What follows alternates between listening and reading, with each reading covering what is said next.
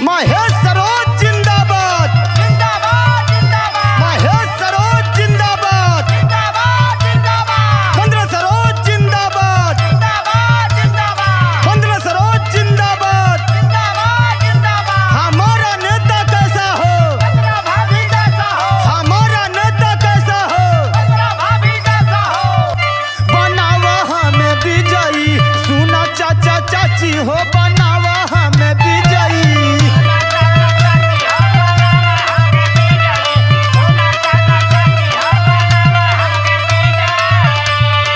जन जन के भलाई होई है, बनी जई है मनई, बनावा हमें विजयी, सुना चाचा चाची हो, बनावा हमें विजयी।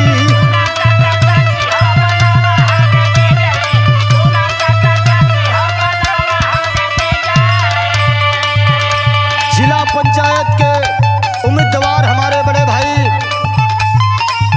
महेश सरोज, उनकी धर्मपत्नी आप वंदना भाभी जी का ऐलान हो, कहना हो।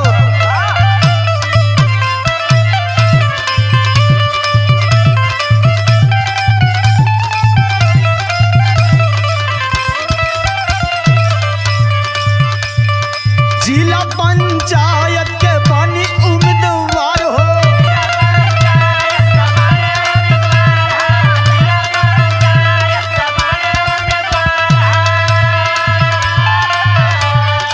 कारामठ जुझारू संघर्षशील वफादार हो।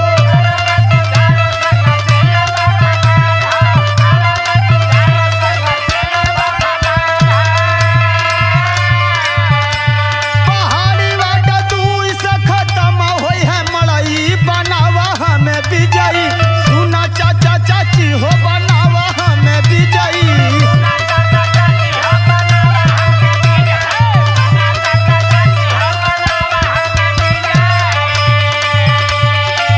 जिला पंचायत सदस्य पद हेतु वार्ड संख्या 2 से पहाड़ी ब्लॉक ग्राम सभा दांती से गरीब दलित का बेटा भावी उम्मीदवार है वंदना सरोज जी को आप भारी से भारी मतों से विजयी बनावे। दोस्तों, भाभी जी का कहना हो,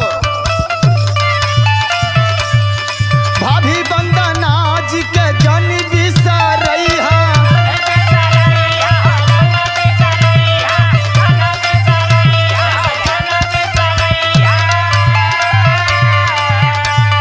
जात पात से ऊपर उठ के काम सब करी है।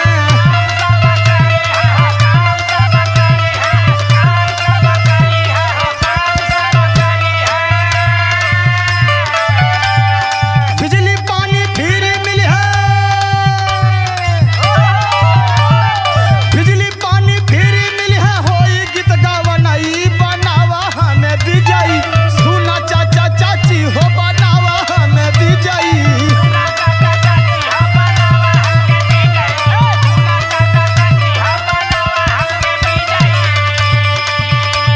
वंदना सरोज जिंदाबाद, जिंदाबाद जिंदाबाद, 15 सरोज जिंदाबाद। जिंदाबाद जिंदाबाद। हमारा नेता कैसा हो, पंद्रह भाभी जैसा हो, हमारा नेता कैसा हो, पंद्रह भाभी जैसा हो।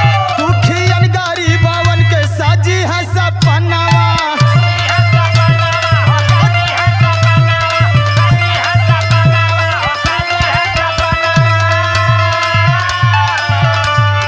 सेहरा बधाई दे बहिनी बीरनवा।